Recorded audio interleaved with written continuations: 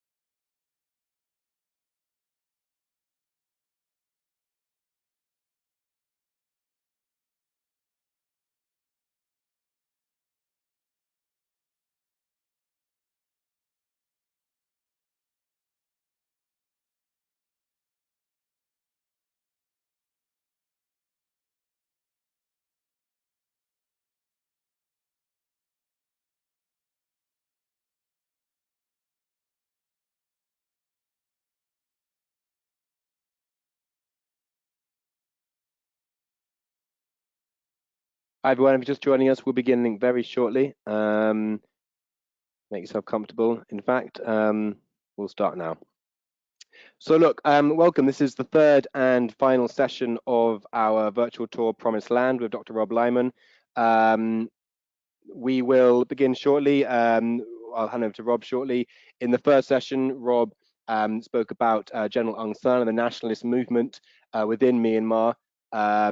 And the second session, he then looked at some of the ethnic allegiances with the British during the Second World War, in particular the Kachin, the Chin, and the Naga. And in this final session, Rob is going to look at the role of the Karen, both their relationship with the British, their rivalry with the Bamar, their role in the Second World War, in particular as guerrillas under leadership of Hugh Seagram, but also as part of Force 136 around Taungoo and Operation Character. Rob will also touch upon the dynamics between the Karen and the Bamar since independence and the Second World War. You should all be quite familiar with the software for now. You should be able to see on your screen some instructions for GoToWebinar. Pierson, if you can just share the GoToWebinar slide. The software is quite simple. You have a dashboard where you have three circles in the top left corner where you can raise your virtual hand. If you have any problems, you can put questions to us. And at the end of the session, if you want to ask any questions to Rob directly, you can raise that hand and we can unmute you, and you will be able to speak directly to Rob. You remember also that in your itinerary, you will have links to maps which you can view online, which will help navigate yourself through the session today, as well as following on Google Earth. Finally, if you're watching as a recording, which I know many of you are, this will be sent out to you Monday morning along with Rob's presentation. Some of the videos that Rob's going to show in today's tour will not appear in that recording, but they will be in the slides that we send you, so you can view all those videos at your leisure as well. Those of you in the UK and in Yangon would have received a little care package from us before the beginning of the tour, which included the maps to this tour, as well as some tea from Pindia in southern Shan State. That tea was prepared by Lost Tea Company as well as Moor Shan, and we have today with us Ko Lim Pye from Moor Shan, who's going to say just a few words about his company and about Pindia and about the tea that they create. So I'm going to hand over just for a moment to Lim Pye to say a few words, and then we'll crack on with Rob's presentation. So Lim Pye, if you are unmuted, please do introduce yourself and tell us a little bit about the tea from Pindia. Thanks. Yes. Minglawa. Hi everyone. My name is Lim. I'm from Motion Company. So before I started, I would like to briefly explain about my company background. So Motion is one of the family-based business since 1964. So we are the third generations of like our company, and Motion is also we are the first exporter in organic tea to Germany, also Germany, and we're not one and only the fair trade certified in Myanmar also. Currently, we chosen from like more than 200 of the organic farmers. So Pindia is also one of the, so located in the southeastern state, and mostly the majorities are Tanu people. Yes. So if you have like any more questions, please feel free to ask to me. Thank you. Thanks, Lim. So those of our guests in Yangon can get your tea quite easily. I mean, I see it the whole time in City Mart, right? It's quite easy to get more Shan tea in Yangon. Yeah, the motion brand is also available in each of supermarket in Yangon with the motion brand, and I guess some of guests and today already have our one of our products. Yeah, they do for sure. And for those who are maybe in Europe or joining from the States or Australia, where's the best way that they can access your tea or the tea of Lost Tea? Yeah, we have a partner with the Lost Tea. So the Lost Tea also sold from the Pindia with our product. Yes.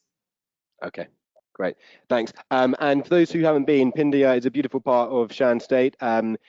It's obviously quite tricky to travel through some parts of Myanmar right now, but those of you in Myanmar, I do highly recommend visiting Pindia, and Lim is often there, and you can see the factory if he's around and has time to show you. It's not part of Sampan's forgotten war tour, because I don't think Pindia had a huge role to play in the Second World War, but for other tours we go there a lot. It's a lovely part of Shan State. So do try and visit Lim and More Shan and Pindia when you have the chance. Great. Well, look, Lim, thanks so much for joining us. Take care, keep safe, and we'll speak very soon. Thank you. Thank you for today for inviting me too. All right, thanks, Lim. Bye-bye. Okay, Rob, are you ready? Are you having? I am ready, and I'm off mute. And let me show you the screen again. Hopefully, you'll be able to see that.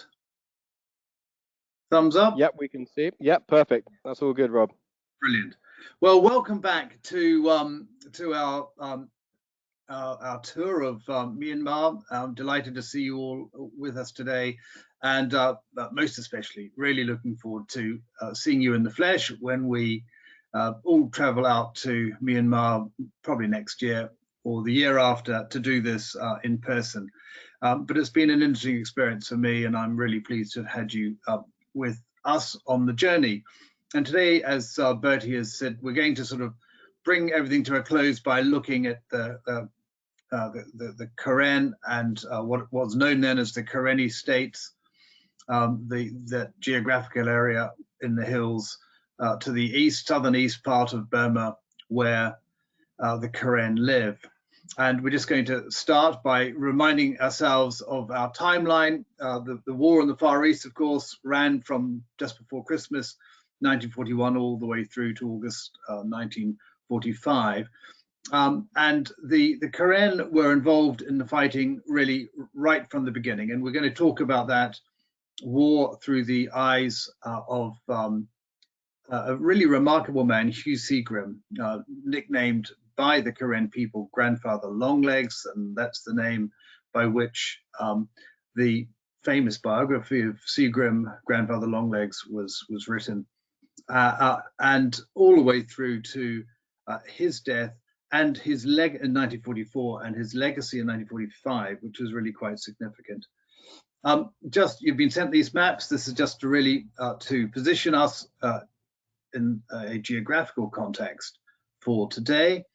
And the area which is shaded in red, I am colorblind, I think it's red, is is where we're talking about the Karen states today.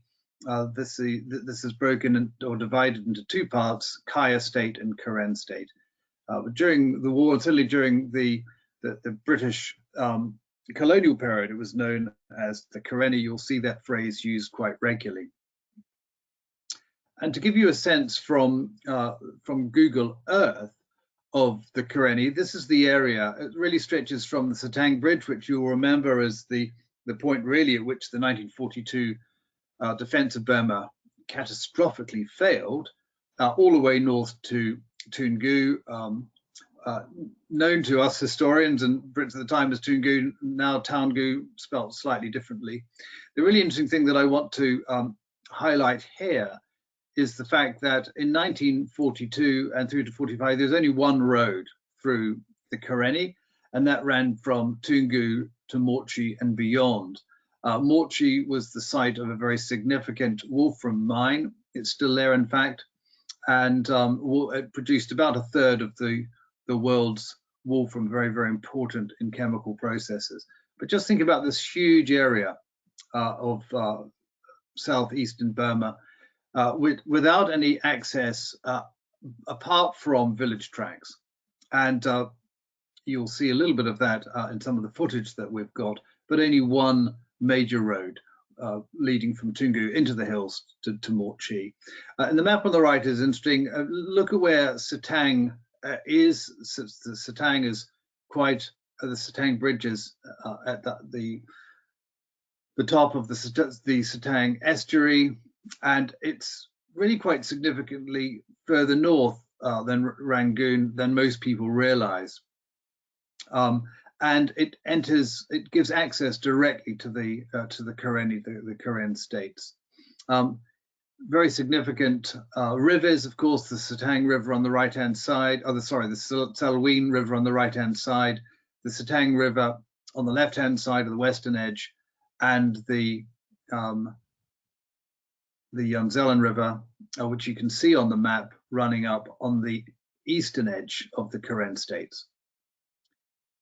Now, I just want to start by talking about our friend Hugh Seagram, quite a remarkable man, but I'm going to begin by using a phrase or quoting a phrase by Philip Davies, who's written a really magnificent biography of Hugh Seagram, which I recommend. I'll return to this at the end.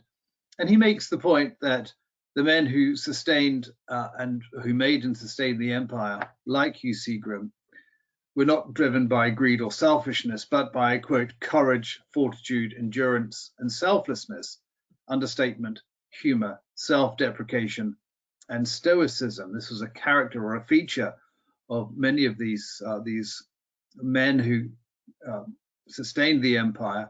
And it's worth reminding ourselves of that today, when the memory and the legacy of many of those involved in empire has come under increased scrutiny. This is a photograph of the Seagram family, 5 boys. Hugh Seagram is on the right-hand side of the photograph at his mother's knee in a little village in Norfolk. And this is Jack Seagram describing their upbringing.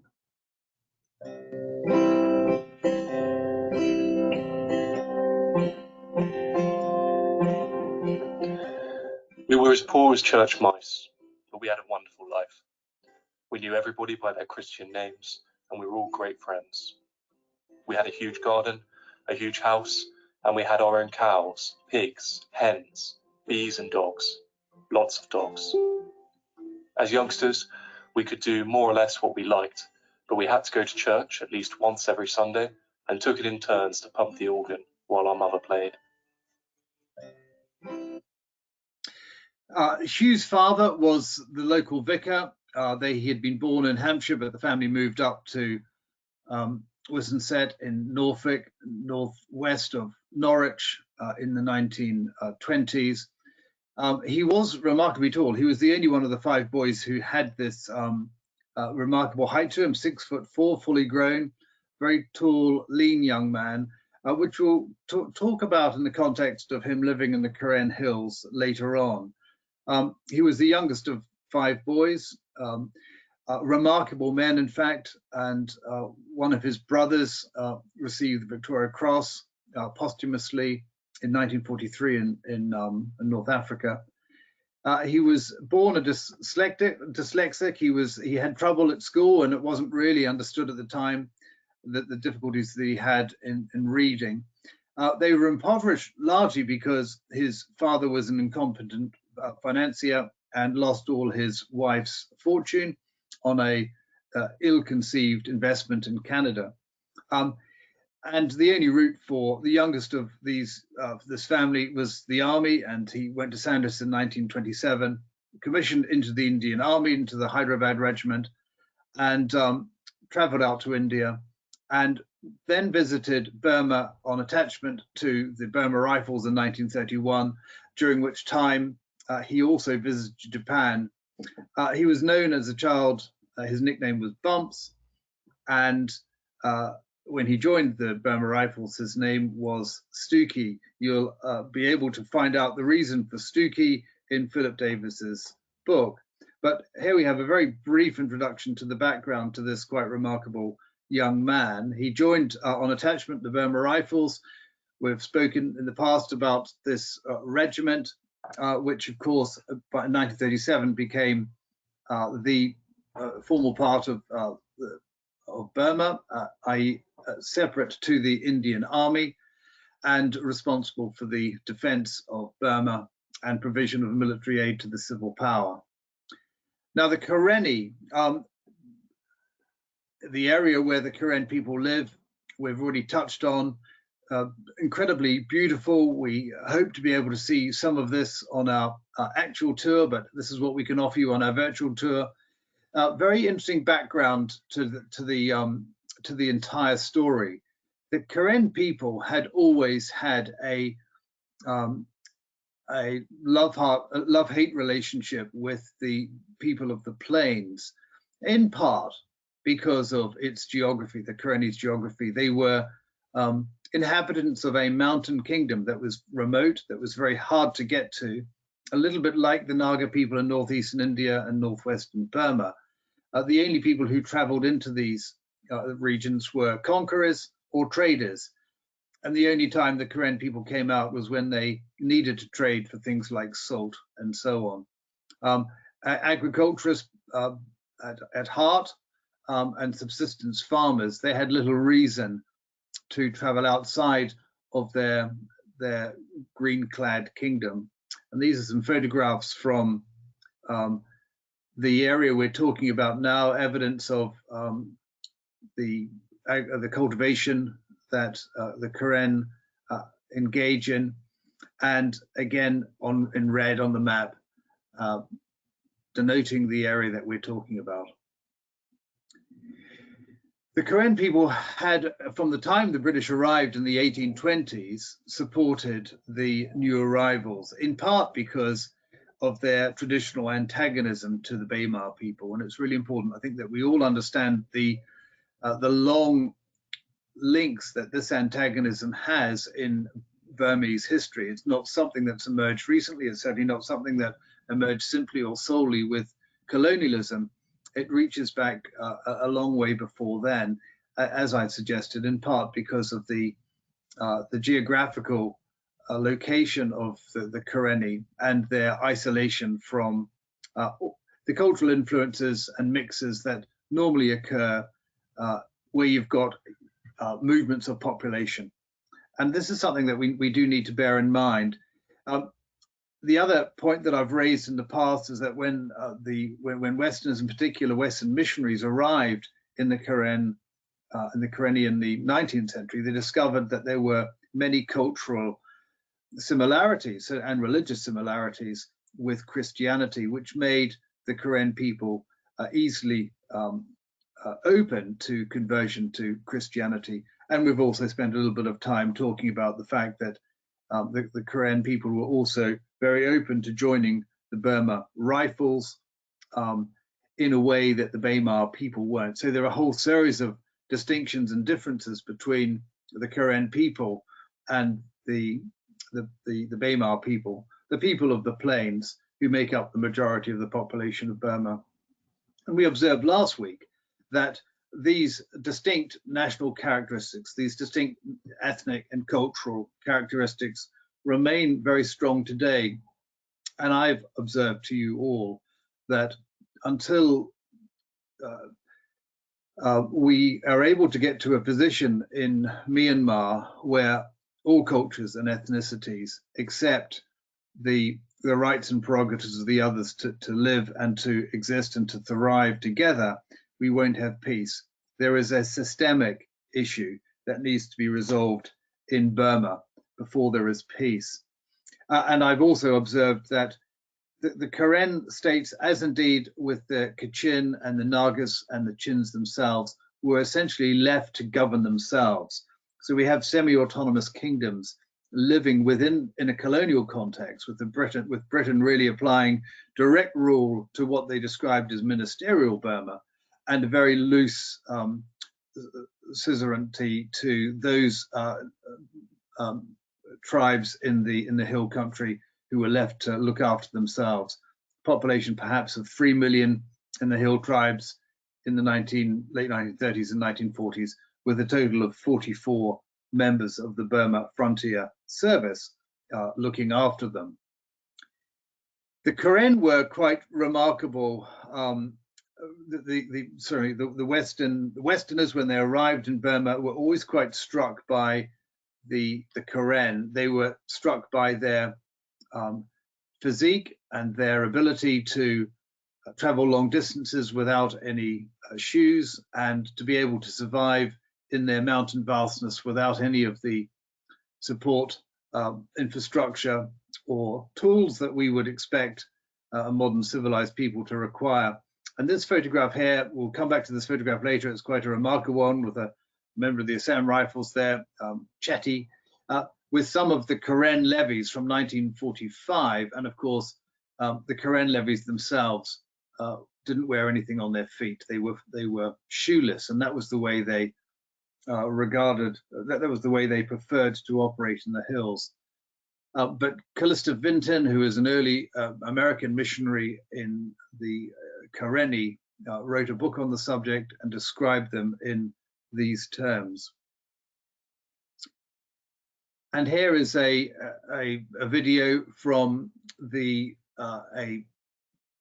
cinematographer called Saul Johnny, which gives you an idea of some of the region around the Satang River.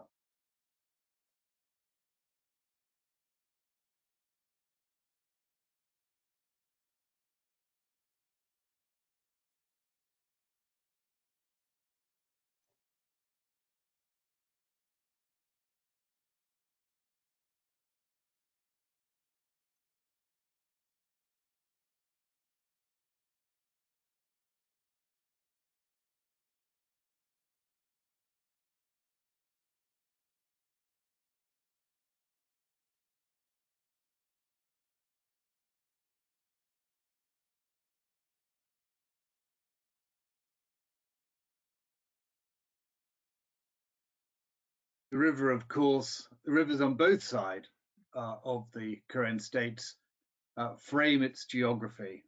On the left-hand side, the Satang, and on the right-hand side, or the eastern side, the Salween, and these jungled hills in between. And of course, one of the features of the hill tribes and the hill country is the fact that they're covered in dense vegetation. Simply because the hills are high doesn't mean that then they're empty of vegetation.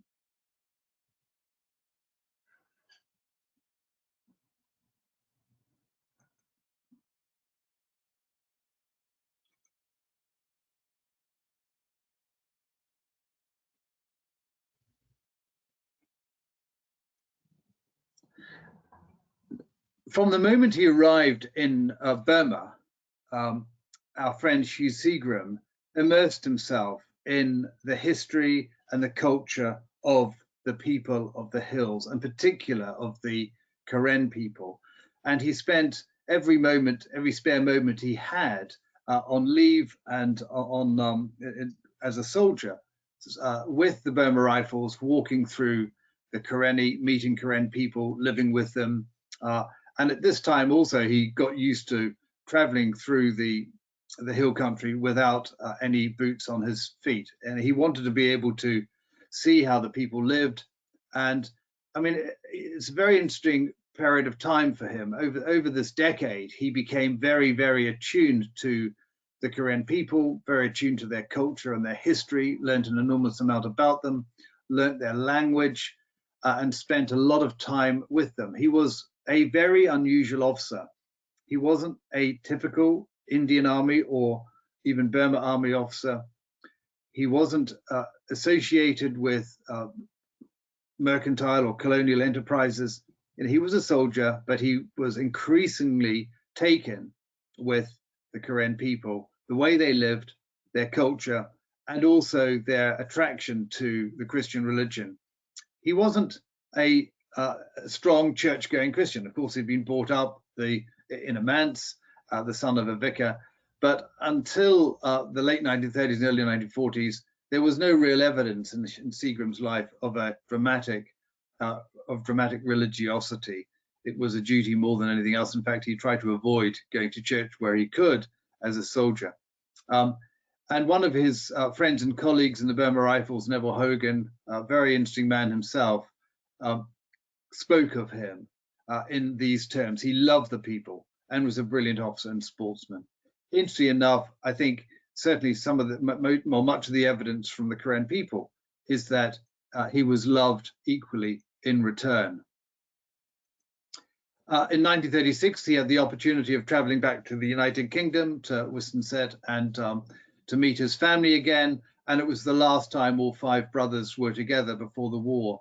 Another real example of what the colonial enterprise, the imperial enterprise, actually meant to these young men. It meant a life of separation from their families in far distant countries, developing their own aspirations and characters and careers very, very far from home.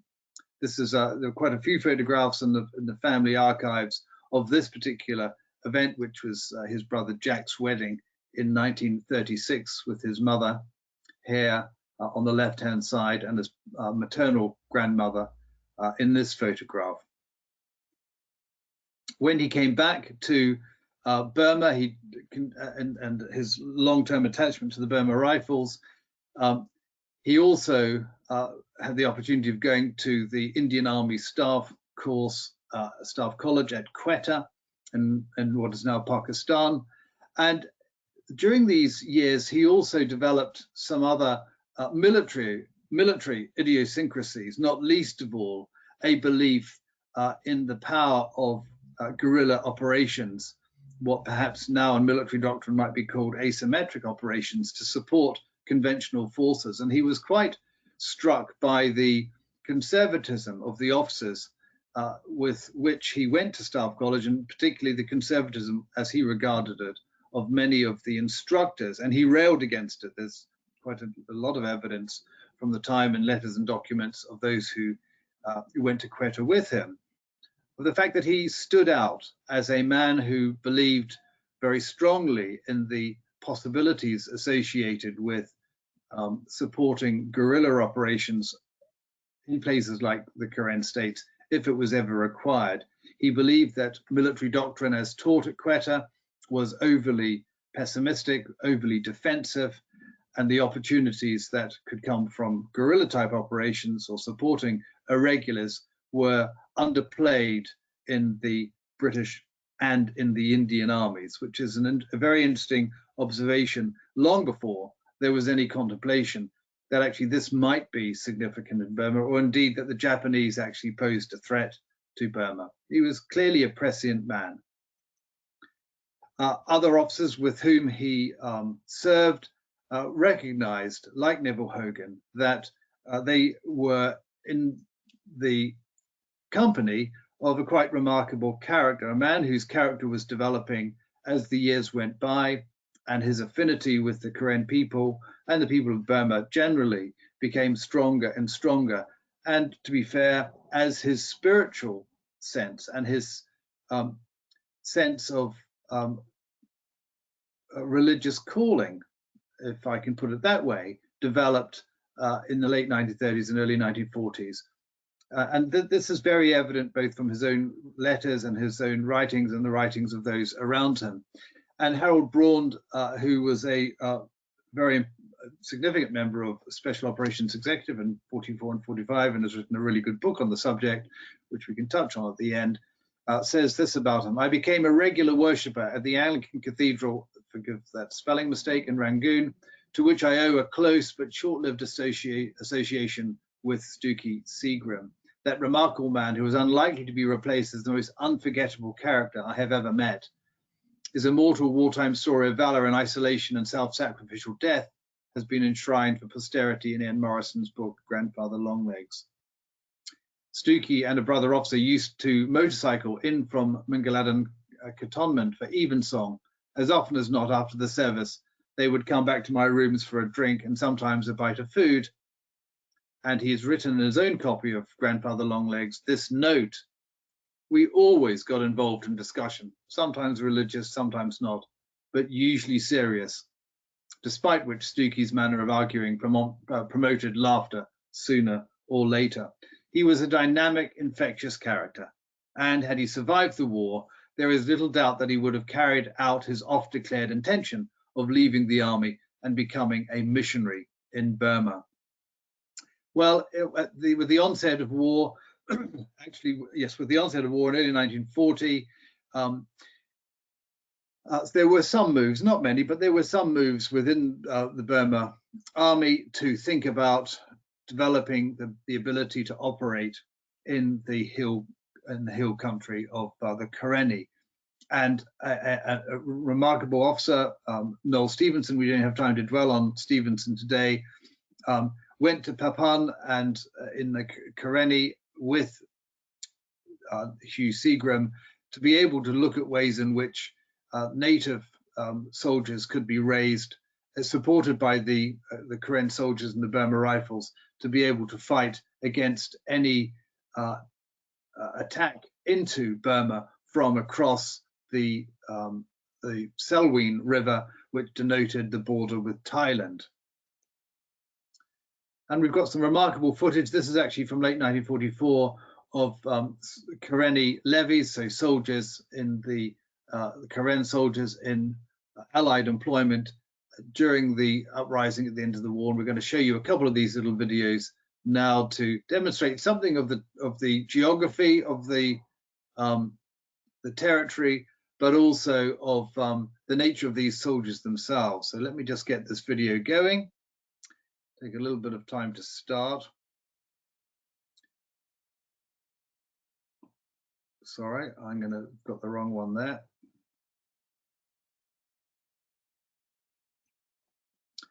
Here we are. These are remarkable pieces of cinematography actually taken by American filmmakers, cinematographers in 1944-45 for what was Galahad Force, which we spoke about briefly last week. But it's remarkable footage that shows the, how everything was just pulled together, man-made. There's nothing sophisticated about this. Supplies were dropped by parachute and taken by bullock cart across homemade bridges to where the equipment, food and rations and ammunition was required. And you'll see that the Karen levies were all shoeless. And it's a remarkable window into this period of history.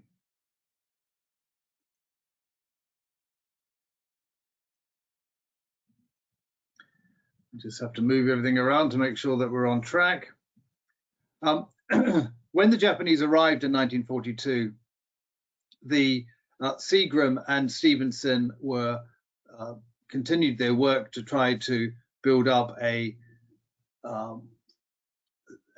force in the Karenni to be able to prevent the Japanese from coming into the hills and using them for their military operations. But very quickly, the the war passed them by. And you know, of course, that by May 1942, the Japanese had made their way all the way up to Kaliwa on the Chindwin, and the Burma army had withdrawn into Imphal.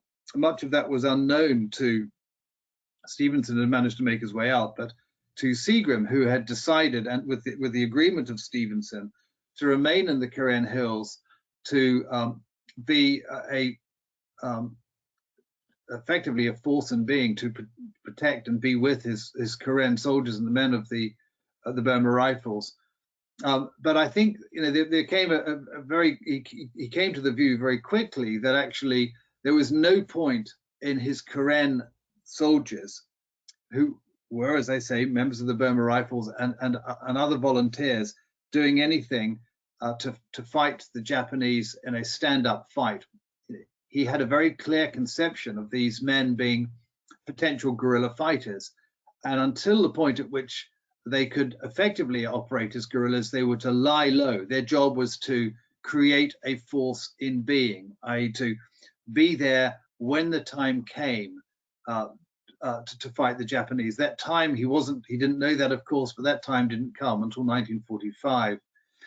He told his small army of resistors to remain low. They were to return to their villages and to protect the villages from any dacoits who came up from the hills, or indeed came down from the Shan states, and to be ready when they were required. He was at the time in Motudo, which is just north of the Mortuary Road, and he was looked after by friendly villagers, most of whom, actually, if you look through the records, were pastors in the churches, either Baptist or Catholic. And he spent most of his time throughout this period, 1942, just staying in contact with his small army of potential guerrillas. And there's, excuse me, some fabulous photographs through these slides of Papan and the nature of the hill country. At the end of 1942, he returned to Paya Orpu, which is one of the principal sites for his resistance through the war. He had by this time given up all his Western uniform and was garbed as a Karen, and carrying a Tommy gun, a pistol, a blanket, and his Bible. And he became, through this year, 1942 and 1943, increasingly spiritual, increasingly conscious of his connection to the Christian faith. And it was a very important link between himself and the Karen people themselves, of course, who had been evangelized by Christian missionaries 100 years before and were deeply spiritual themselves. So there's another linkage here in Seagram's journey of Karenness, which is his connection with them to Christianity. He was regarded, he always had a very pleasant disposition, and the Karens noted that, as in Morrison put it, he was always smiley faced. We've got some more video footage from Galahad Force here, which will show you of these remarkable bullock carts.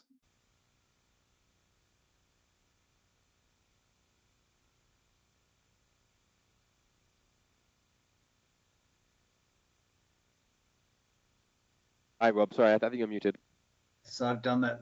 This software automatically mutes me when I put this program on. It's important just to see this bullock track, because this is the extent of the roads in the Karen Hills, and it's remarkable being able to see this at first hand all these years after it was taken, and get it, you know, having, as I said earlier, a window into this period of history. But this is the extent of the logistic apparatus that Seagram had through all these years. No vehicles, everything that had to be moved was moved by bullock cart or by Shank's pony, of course. Remarkable. In 1943, there's another really interesting element to the story because he was, let me just find that again, sorry. Forgive me. There we are.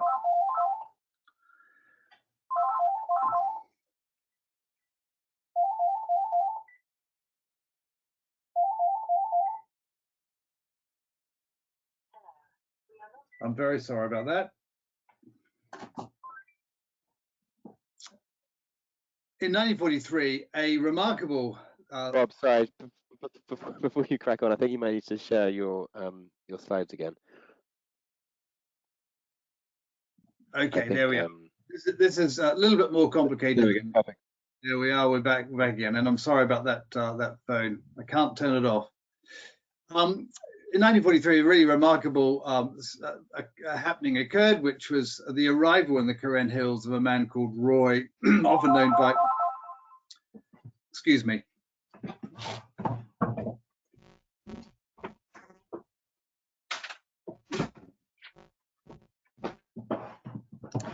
We'll start again. Often known by his initials Ras Pagani, who was a soldier in the British Army. He had actually escaped from the Burma Railroad, and it was he had made his way from the Burma Railway into the Karen states, where he was looked after and taken to meet Seagram. And they were with each other for a short period of time in 1943 before Pagani went on his way to try to make his way across Burma and to rejoin the British in Arakan. It wasn't to be. He was captured by the Japanese. He pretended to be an American aviator shot down over Burma, and he survived the war. And I had the great privilege of meeting Ras in 1996, but quite an extraordinary story. And he and Seagram got on fabulously. And much of what we know about what Seagram was getting on in 1943 comes from Roy Pagani. And he noted very significantly his spiritual or Christian characteristics and described him as a bloody saint who conducted the war with a Bible in one hand and a Tommy gun in the other.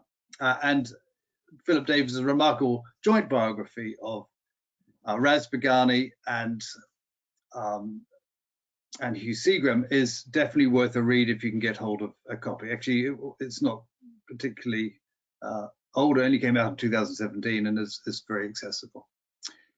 Well, at the time that Hugh Seagram was left behind in 1942, he was awarded the MBE. And it's very interesting reading the citation for the MBE because, of course, this was 1942 and there's no sense of anyone really knowing what was going to happen. But let me read the citation to you because clearly the person who wrote this recognized that Seagram was doing something quite remarkable to build up a guerrilla force in the Karen Hills. It was to this officer's faith in the Karen that the formation of the Karen levies was largely due. For weeks he sat several days' march behind the Japanese forward positions and trained Karen irregulars. His presence and training maintained Karen morale and friendship to us long after the civil administration had ceased to exist and our armies had retreated north. His actions in thus living behind the enemy will prove of great benefit to us when we counterattack, for he built up a useful number of guerrillas who on several occasions resisted incursions by pro-Japanese Burmese rebel bands. So this is looking forward to the time when actually when the British would return, at a time actually when in India Command that was a moot point and not guaranteed by any stretch of the imagination. By the end of 1943, the work that he had done in the hills led to the award of the Distinguished Service Order, the DSO, and you can read that in your own time. And we've got another wonderful piece of footage for 1944 and 1945, which we'll show you now.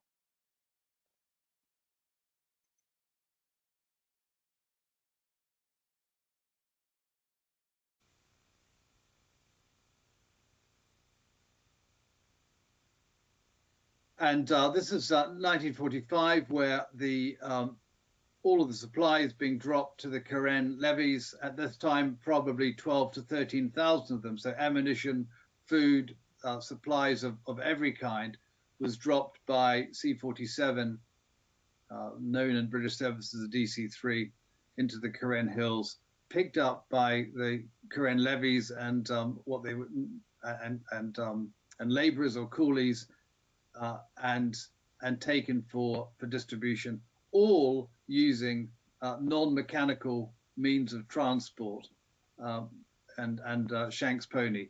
This really was the primary characteristic of fighting in the hills, and you can see that these men have very little to themselves. There's very little equipment. This isn't a modern First World Army. This really is the epitome of guerrilla fighting, and this is a picture of the Karen levies, now very well armed and wearing uniforms. You can see a few of the felt hats, the 14th Army felt hats there, walking through a track in the Karen states with a mixture of British and American arms. This was a time, of course, 1945, when there was no lack of weapons to support troops operating in these hills. The only restriction was actually the number of aircraft available to be able to do what was necessary. Well, let's draw that to an end. You should be able to get access to those videos to watch privately when you get this tomorrow. Fascinating stuff. Well, of course, Seagram was on his own for most of 1942 and 43. There were 9 attempts, separate attempts in 1943 to drop men to him, to support him. These largely failed because the aircraft were old. They were going long distance and often had to turn back for mechanical reasons, but also the fundamental one of trying to find out a good place to be able to drop men and supplies. Eventually, James or Jimmy Nimmo and Eric McCrindle landed in the Karen Hills. These were men who knew the hills. They knew Burma from before the war. Hi, Rob. Sorry, I think you need to share the slide again. Apologies. Can we see that? There we go. Yeah, perfect. Perfect. Thanks, Rob. Here we are. We've got Jimmy Nimmo and Eric McCrindle, both men who knew the hills very well and knew Seagram and were able to join him. And most importantly, were able to get through their radio a steady stream of communications back to the 14th Army in Shillong, and bringing the 14th Army for the first time into the picture as to what was going on in the Karenni. The Japanese, of course, knew that there was opposition in the Karen Hills. They had picked up that there was an Englishman abroad, as well as a couple of French priests, but they were particularly after the Englishman, and they were particularly after anyone who supported him, and they launched repeated attempts to capture him. They didn't occupy the Karen Hills themselves. I mean, the Japanese, interestingly enough, didn't have any garrisons permanently based in the Karen Hills. This is partly because of numbers, but also partly because they were scared of pushing permanent garrisons or placing permanent garrisons into the hills, because they knew that the opposition that they'd be confronted with. It's a very interesting point here about how the Japanese were not interested in and didn't want to dominate the hills to the extent that they could have done, because they would have lost men, and they didn't regard it to be significant strategically for them. They certainly wanted to remove Seagram, though, recognizing that if they did so, then or believing that if they did so, then the Karen resistance and potential resistance would drop. In early 1944, both McCrindle and Nimmo were killed in firefights with the Japanese, well described by Philip Davis and Ian Morrison, as a result of a punitive expedition by Captain Inoue, who spent most of 1943 and 1944 chasing Seagram through these hills.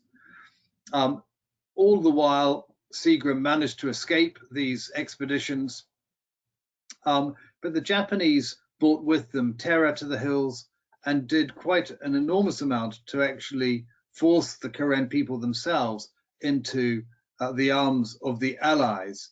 And Sauterreau, who is quoted here, provides an enormous amount of documentary evidence about Japanese depredations in the hills at this time, burning Karen villages and destroying foodstuffs.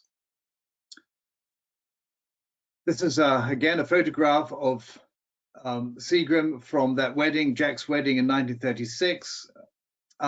And this slide talks to the fact that as the Japanese depredations increased, they made it very clear to the Karen people that they were to give up Hugh Seagram.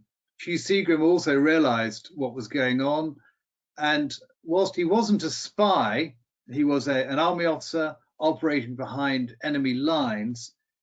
He recognized that he had a number of choices. The first choice was perhaps to commit suicide, something that he wouldn't contemplate as a Christian and the Karens wouldn't allow. The other was to escape and leave the Karen to their fate, or thirdly, to rely on Japanese sense of honor and fair play and give himself up on the basis that they would then cease their depredations in the hills. And he chose the latter course, and he suggested to the Karens that this was the best course of action for him and for them. And although they resisted it, he eventually won through. And on the 14th of March 1944, Hugh Seagram gave himself up to Captain or Lieutenant Inouye, and the two men shook hands. He was dressed in Karen costume when he surrendered. In fact, this was the only costume in which or clothing which he wore. And he told Lieutenant Inouye to treat the Karens generously. They're not to blame for what was happening in the hills. I am alone responsible for what has happened in the hills. He was then taken to Rangoon. We don't really know much about his time in Japanese captivity. What we do know comes from other Allied prisoners of war in Rangoon at the time. We're not sure the extent to which he was tortured, but he spent time in the law courts depicted here. And Sauterreau had been arrested with him and was tried with him, is a fabulous source of information about his last days. He was sentenced by the Japanese to death illegally. It was a judicial murder because as a member of the armed forces, he wasn't spying. He was simply operating behind Japanese lines. Very interestingly enough, although the Japanese weren't signatories to the Geneva Convention in their military code, they had a distinction between these two sorts of combatants, military officers operating as guerrillas and military officers operating as spies, the latter for which the death penalty was the correct judgment and the former for which it wasn't. And he was quite clearly executed on false grounds. And that was a judgment that the Allied war crimes prosecutors at the end of the war came to conclude as well.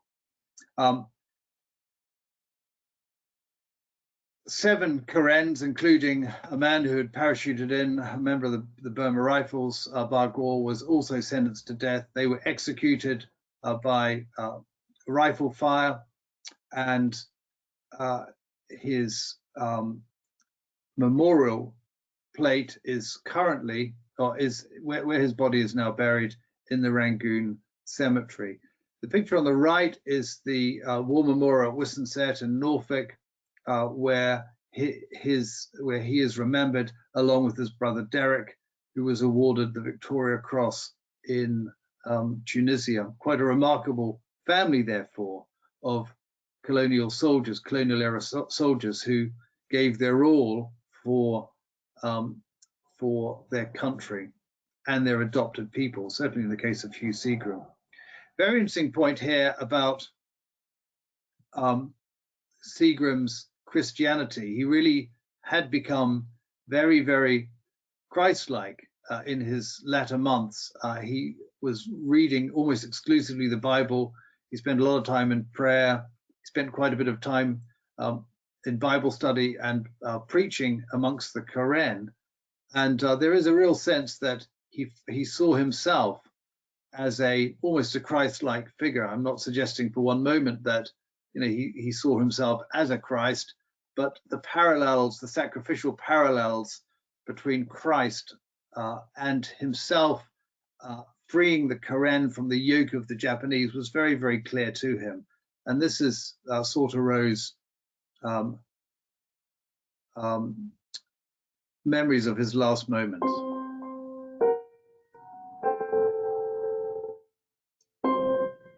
Before sentence was passed, the Japanese officer asked whether he agreed to the sentence passed. Captain Seagram replied that this war is not a Korean war, but a war between the Japanese and the British. Therefore, you must release all the Koreans. Seagram's hands were tied behind his back. They were then told to get into a motor truck and were driven away. Captain Seagram, as he passed us, shouted goodbye to us all. This was my last view of our Seagram.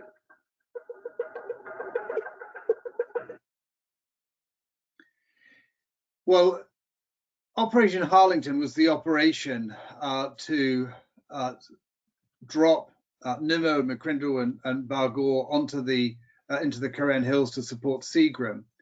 And as a consequence of that operation, of course, the 14th Army back in Shillong was able to learn an enormous amount of what Seagram was doing, and his the George Cross, which was awarded in 1946, reflected both that in terms of his work with the Karen and also his courageous sacrifice of himself to prevent the Japanese doing anything further to the people of the Karen Hills. Now, because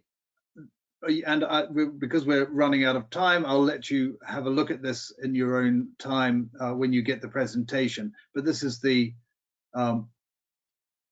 citation for his George Cross, which is really quite remarkable. And here is Bargor's grave in Rangoon as well. In November 2017, in fact, a plaque was unveiled for Seagram in Yangon inside Holy Trinity, which you can see and we'll see when we visit, which is also quite a remarkable memorial to all of the forces that fought, Allied forces that fought in Burma during the war. But where we come to now is the consequence of all of Seagram's work, because Seagram from 1942 through to 1944 had created all the conditions in the Karenni for a really significant rising against the Japanese. One of the most significant features of effective guerrilla warfare is its alignment with conventional operations.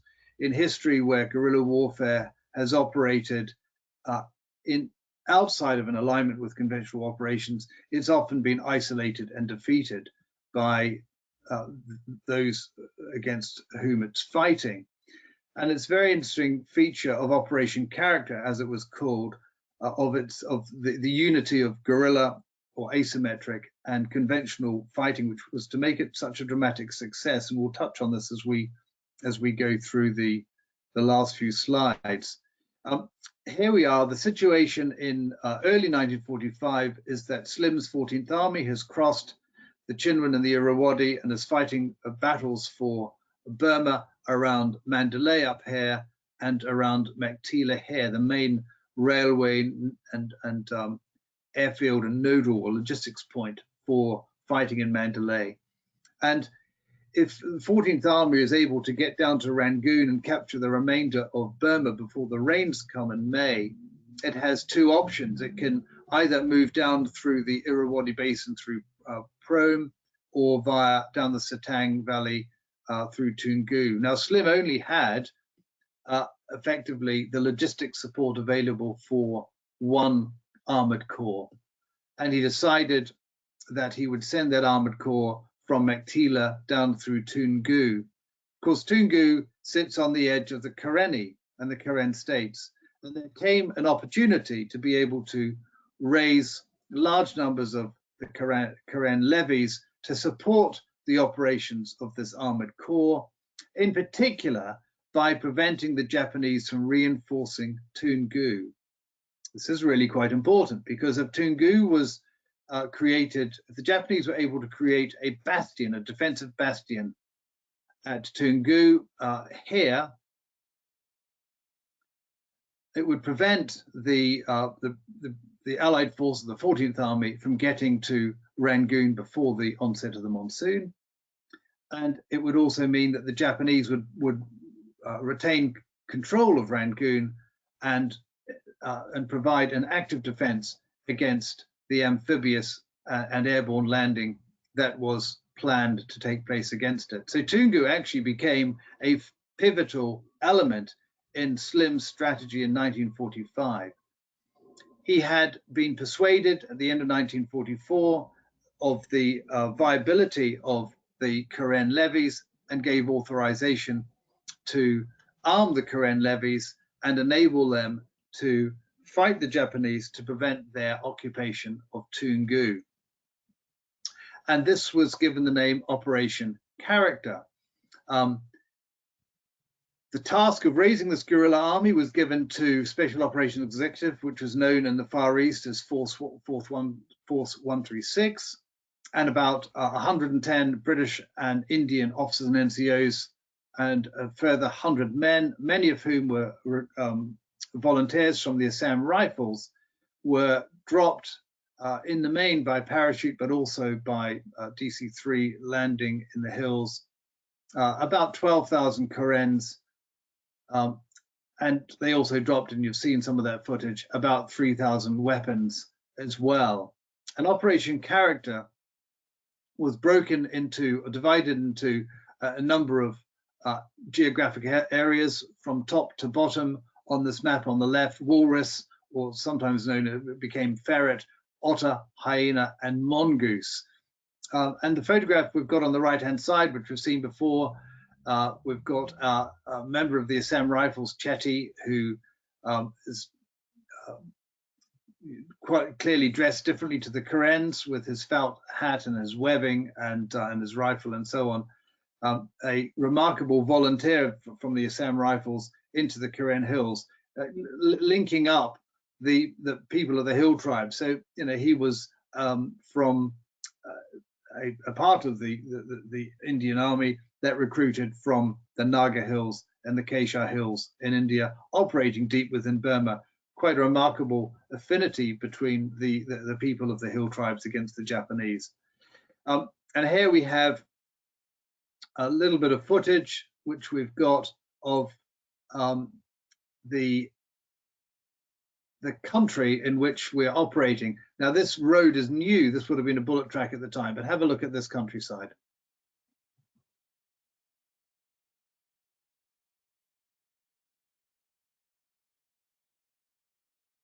Remarkable drone footage of the hills. And bear in mind that much of the buildings and the roads that you see here didn't exist way back in 1944 and 45. It's very hard actually getting good footage of these hills for obvious reasons, but I think this gives a really good picture of the sort of country we're dealing with. And one of the real problems that Allied aircrew had of being able to operate in this country was actually at night, of course, with all the mists that come up from the ground over the hills, trying to find out where they were and being able to operate effectively was a real challenge. Now, this map from the SOE files in the National Archives is absolutely fascinating for a number of reasons. Robert. Yep. Let's go back to that. Right. Perfect. Thanks. Here we are. This map is quite remarkable, actually. We're running out of time, so I'll just quickly touch on this. On the right-hand side in green, we've got the Karen Hills, and this is the area of Operation Character.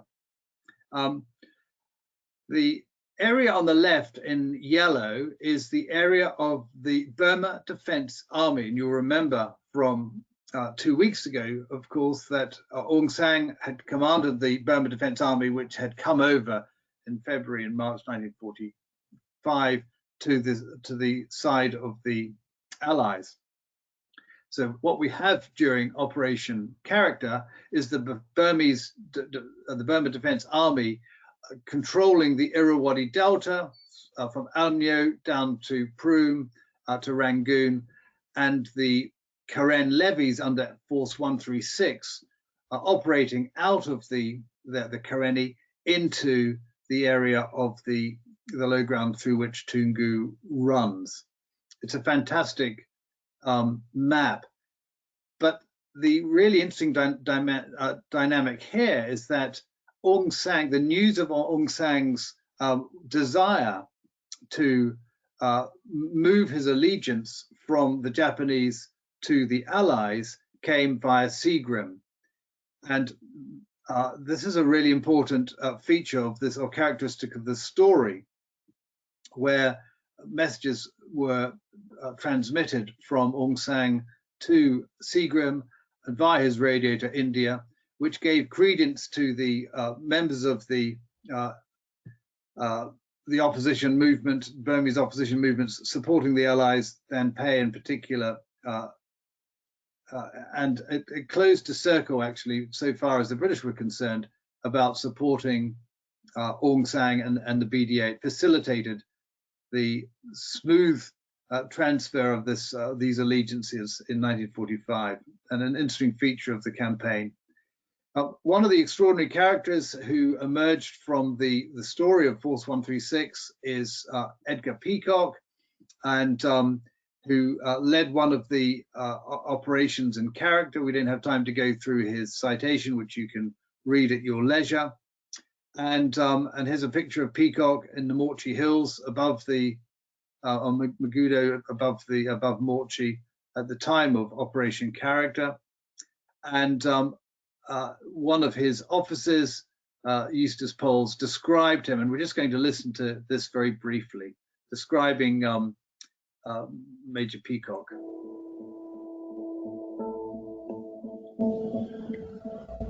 Edgar was one of the great guerrilla leaders of the last war. One of the greatest, I would say. He risked more and achieved more, and he conducted his campaigns at one moment like a Viking, raiding with a mere handful of trusty men, like the time we beat up the Uwa, when he had only 14 men and the place was a brigade position, or where he held a peak overlooking the Jap divisional position of Morchie, for months defying the Japs like a medieval baron in a border keep, forever taking toll of his enemy in sorties and forays, yet himself remaining impregnable against their assaults. All of Edgar's trophies were won in combat, when always it was the very few against so many. Indeed, the odds against him were usually fantastic.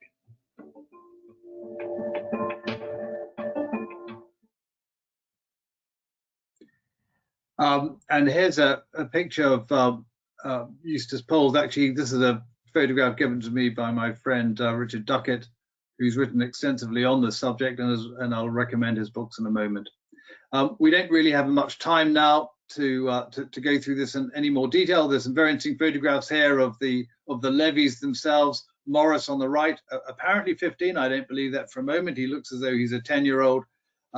And these people, the static levies, were given responsibilities of basically old men and young boys for protecting their villages, whilst the fighting men were away launching ambushes against the Japanese. The static levies protected the women and children from any retribution that might be dished out to them by the Japanese. Some photographs from the archives of Japanese transport on the Morchie Road became a burial ground for the Japanese army.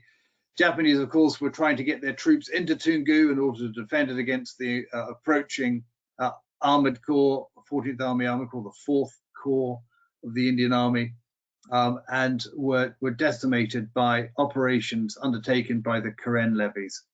In fact, so successful were the Karen levies in Operation Character, they created a game book. This actually began in the early days of their campaign, where evidence was required by the British of the combat effectiveness of levy troops in order to continue supporting them with ammunition and arms and so on.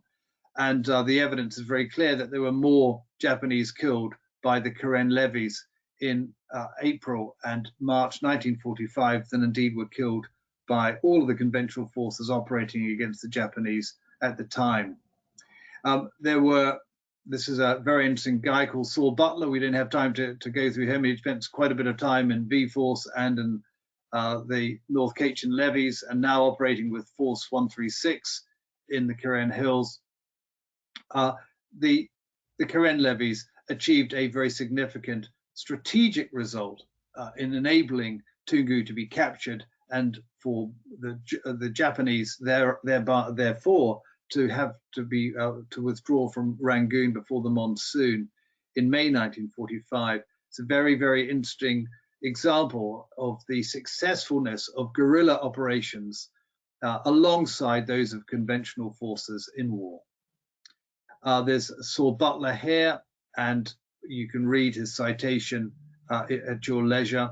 Here's our friend Chetri again from 4 Assam Rifles, and you can read his citation at your leisure as well. And there are a number of other stories here that I've placed for you to read at your leisure.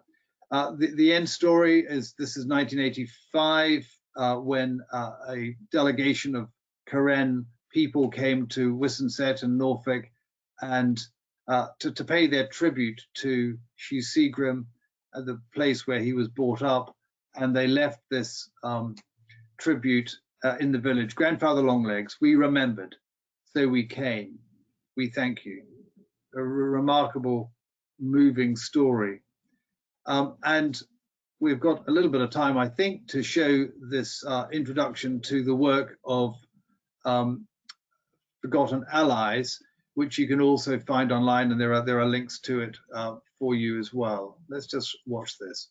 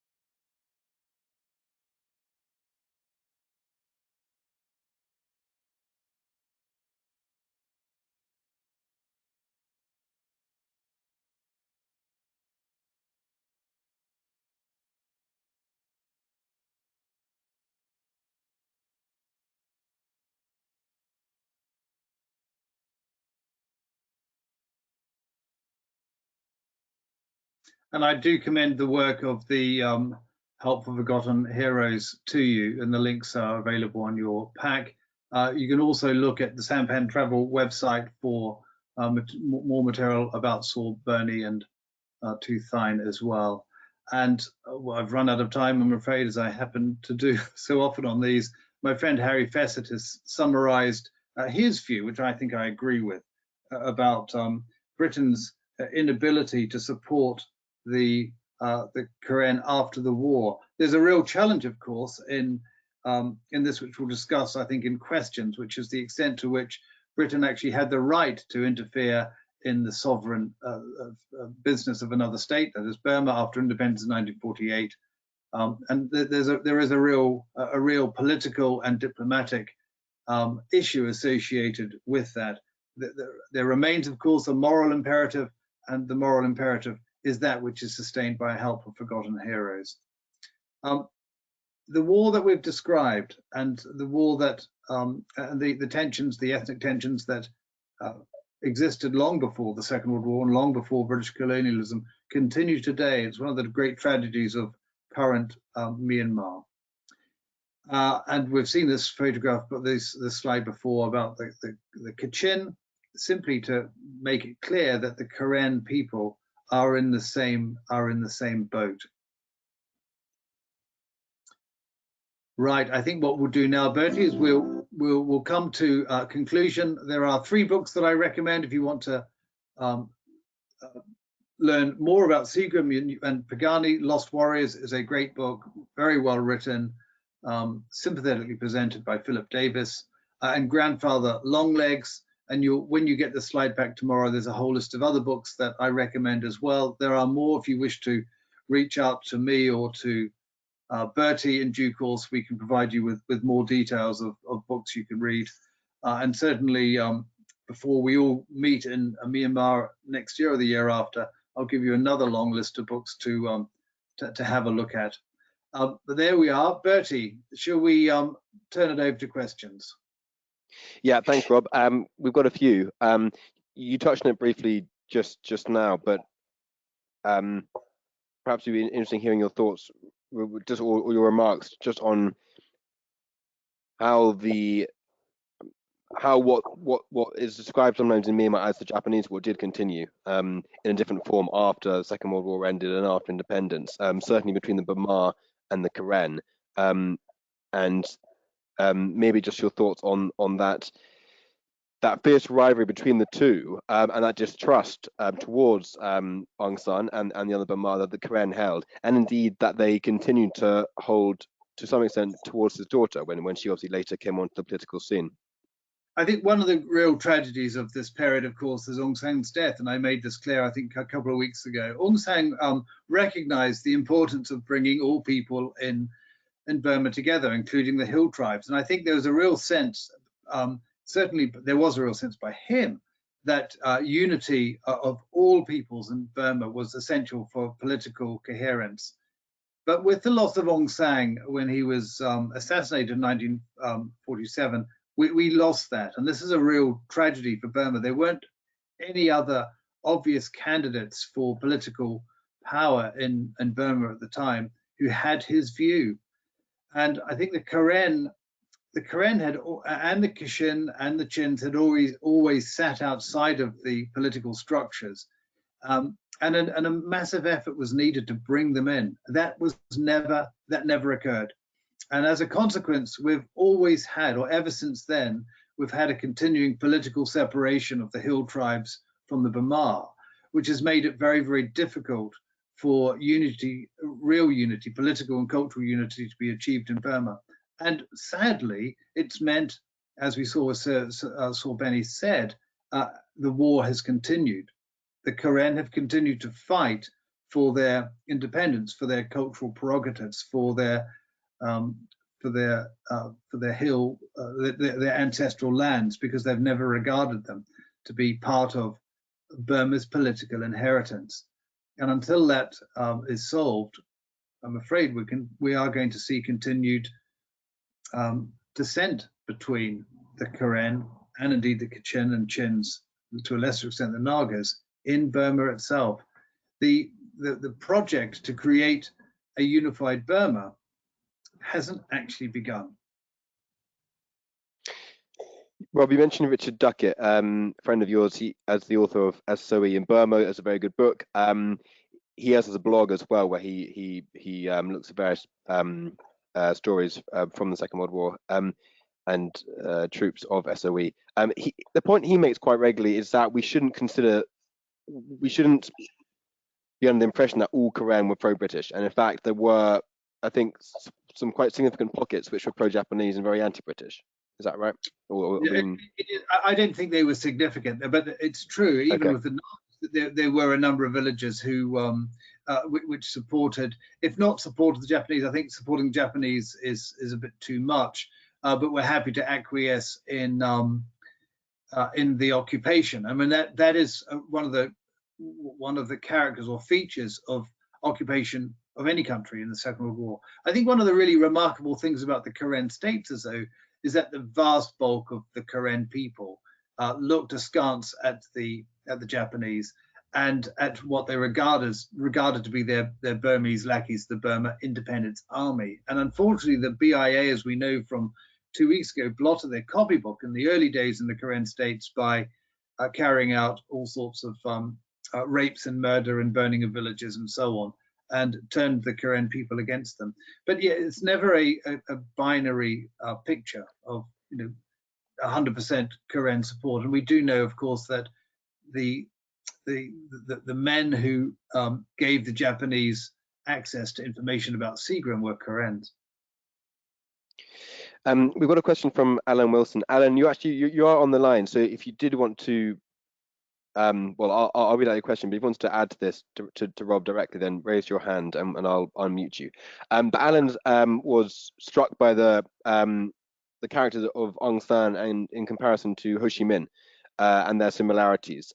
First and foremost, as nationalists with Marxist ideologies, and obviously both striving to free their countries from colonial rule. What are your thoughts on their on those similarities? And did the two meet ever? I don't believe they did, but maybe they did. I don't think they met, but actually, Alan, it's a really good question because the similarities are opposite. And I think one of the problems with the Western view of communist insurgency in the 1950s and 60s is they equated nationalist reactions to colonialism with the fear, the domino fear of communist expansion throughout the world, and the two were inaccurately conflated. We know that now. Many people were arguing at the time that it was wrong then. But the point about Aung San and Ho Chi Minh is that they were nationalists first, very, very strongly nationalists first. They wanted a free and independent state for their people, and they were, as we know from Aung San, searching urgently and desperately for a vehicle by which that could be achieved.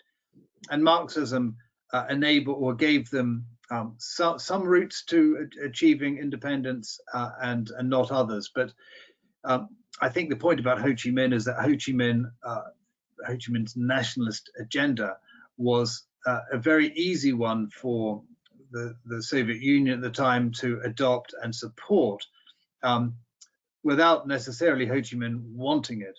Aung San, of course, the easy way for him, he believed, to achieve his nationalist ambitions for Burma was to ally himself to the Japanese, although that proved not to be the case.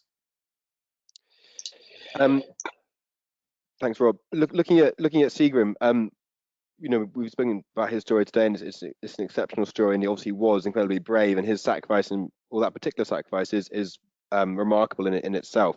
But I wonder if the extent to which he is celebrated, and he is celebrated to quite a large extent in certain quarters, is appropriate, considering that he was a colonialist and he was looking to become a missionary, and it does tend to bolster this sort of white savior figure, and in turn can infantilize the people that are to be saved, and in this case, the Karen. I wonder what your thoughts are on how we should view what he stood for, as opposed to the man himself. I think the easiest way to view him is as he viewed himself, and people like Ian Morrison viewed him at the time. It's very easy to place a mantle of the colonial mantle on him and to really question his motives. I think the story about Seagram is that through 1940, well, 42 and 43, the time that he was being chased around the hills by the Japanese and so on, were really, really critical to his development as an individual, as a Christian and as a Karen. He became a Karen. He became very, very assimilated to Karen culture and saw himself as a Karen. This is a very interesting feature of his life. He wasn't theologically trained, so the idea that he became a missionary is rather bizarre, but he became much more aware of his position as a Christ-like figure in the hills. And I don't mean to demean that in any way, because it was very powerful. It was very powerful to him and very powerful to the people. He wasn't there because he was a colonialist. He was there because he loved the Karen people. And this is something we mustn't forget. Ian Morrison's very good on this, as indeed is Philip Davis. He'd been in and out of the Karen Hills for 10 years before any of this happened, and had created and developed a remarkable affinity for the people. But there's one thing that I do want to touch on. Remember, this is a 6'4" giant of a man, very tall man, who was living for 2 years in the Karen Hills on a diet probably of a vegetable-based diet, a little bit of meat every now and again, maybe one meal a day. He was starving. He didn't have the calorific intake necessary for a man of his size and energies. And I think there is something here. I mean, I won't push it any further than just an observation that, he was on the edge of malnutrition, and this must have impacted him. Certainly when he gave himself up on the 14th of March, 1944 to Captain Inouye, Lieutenant Inouye, he hadn't really eaten for 20 days. When I can see him hallucinating, and I can see this exacerbating his sense of spiritual exceptionalism and this Christ-like mentality that he had. One of the things that I have mused about actually in recent months is the fact that he regarded himself to be a spy. And when he gave himself up, he had almost admitted to the Japanese that he had been spying, but he hadn't. He hadn't been doing any spying against the Japanese. What he had been doing is building up as an army officer a nascent guerrilla force for the time when it was opportune to use it. And he didn't conduct any ambushes or raids on the Japanese. What they did in the hills was create this force in being and defend themselves against Japanese punitive expeditions when they occurred. And yet he did believe in his head that he was acting as a spy. He was acting as an agent against the Japanese, which actually wasn't true. So I think there's a real issue here with the fact that he wasn't being fed. He was exhausted. He was living rough for 2 years. And the Japanese realized this. They said to him, one of the messages they sent to the hills, you must be really struggling because there's no food up there. The weather's bad. You're living in the monsoon and you're running from place to place. And I think they were spot on. And I think we need to see Seagram without undoing any of his the remarkableness of what he achieved amongst the Karen, giving them a sense of themselves and of helping coalesce ideas of rebellion and resistance to the Japanese and to the BIA, of course. We mustn't remove that from him, but I think we need to understand some of the things that were part of that whole context. So perhaps just finally, Robin, so leading on from that question, we have this question, which looking more broadly at what we've spoken about, or you've spoken about in the last 3 sessions, and you and I have spoken about this sort of off air. There was that quote from Bernard Ferguson, one of the Chindwin commanders, which we looked at last week, about what the British owed to the Kachin and the Karen, and how we were indebted to them for their service during the Second World War, and therefore needed to protect them and fight for them to protect their way of life beyond Second World War and beyond independence. And you said to me, it really wasn't our role or Britain's role to be protecting the Kachin post-independence. And I wonder, looking at what's happened since independence and since the Second World War, what you feel Britain's responsibility is as an ex-colonial power, and what the country should be doing and can be doing, considering the many challenges that Myanmar is facing today? It's a great question. It's a very difficult one to answer, actually, because what we have here in Myanmar, we have it in India and in other parts of the Commonwealth, those parts of the empire that remained in the Commonwealth, is this tension between diplomatic and political realities and our moral imperative to support people who gave their all for Britain. The problem is its history.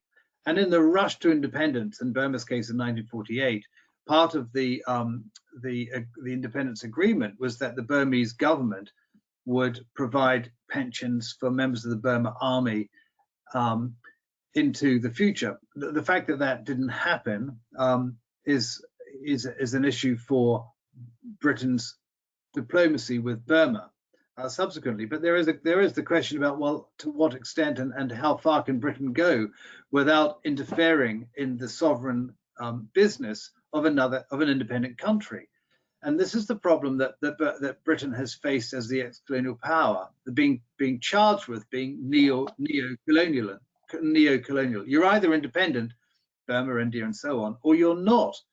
And the fact that in the years subsequent in many countries, those agreements to support the legitimate pensioners of colonial service haven't been met is a real challenge for Britain. And there have been, and there are a number of ways in which Britain has exercised its diplomatic judgment. In this case, the Colonial Ex-Services, Commonwealth Ex-Services League helps in some places, but it can't break the law, Burmese law, by taking money in and giving it directly to military pensioners, or indeed those people who perhaps weren't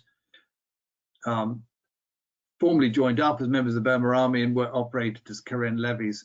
It's a real challenge. I completely get the moral imperative to help, but I also recognize the diplomatic and political problem that we in Britain face in terms of supporting or getting involved in Burma's politics, particularly politics that remain fractious, and in an environment where certainly for many years Burmese politicians have blamed Britain for creating the tensions that exist between the people of the hills and the Bamar. You hopefully by this stage will all recognize that I don't think that argument holds any water, but it's still a deeply entrenched political and cultural narrative in Myanmar that Britain is to blame for the fact that the Karen look back to the British and not look forward to a formal cultural and political union with the Bamar. And it's a real challenge, and to be honest, I'm not sure how it's going to be resolved, but I absolutely take my hat off to the charities that are involved, Help Forgotten Heroes in particular, and others who are trying to alleviate poverty and so on where it can. In my own case as a trustee of the Kahima Educational Trust, we do quite a lot of work in amongst the Naga people in what is now the Indian state of Nagaland, doing almost exactly the same thing. Well, thank you, Rob. We'll end it there, I think, as there are no more questions. Thank you, Rob, for the last three sessions, and thank you everyone else for joining us. As you can see on your screens on the final slide, we are hoping, of course, to reinitiate our Forgotten War Tour with Rob on the ground in Myanmar at some point. We've cautiously penciled in November 23, but you'll understand that we can't put any firmer dates on it yet. But certainly we will be doing at some point. In the meantime, we are also looking at doing tours to Northeast India, which will, of course, some of which will incorporate Kahima and Imphal. So when we can, we will be out either in India or Myanmar, or both, with Rob. So that will be well publicized when there are dates to be communicated. But if you want to be on a specific mailing list, so you really are kept up to speed about developments of those tours, then email us or email me, and I'll make sure that you are notified when, as plans develop for those tours. In the meantime, we will continue doing some tours online in the new year, so we'll let you know about those as well. And in regard to Myanmar, obviously part of the reason we were doing this session with Rob was inspired by or provoked by the troubles today in the country. It is still pretty bad there. I just want to reiterate it as we close this session. It's not in the headlines very much at all, but if when you do look into what's going on there, it is as bad as it has been since February. It's some really horrible things going on there. So we do want to emphasize that the situation is not good in Myanmar, unfortunately, and the current authorities, they'll thrive in darkness. So as much as possible, do keep watching what's going on there, listening to the stories coming out of Myanmar, sharing the stories, and engaging where you can. As a Sampan, we will continue doing tours there when it's safe and practical to do so, and hopefully we'll see you all there at some point. In the meantime, do always stay in touch. Thank you again for joining us for the last 3 sessions. Thank you again to Rob. And like I say, we will be in touch about future Sampan activities online and offline. Thank you all. Enjoy the rest of your weekend. Thanks, Rob. Goodbye, everyone. Thanks. Au revoir.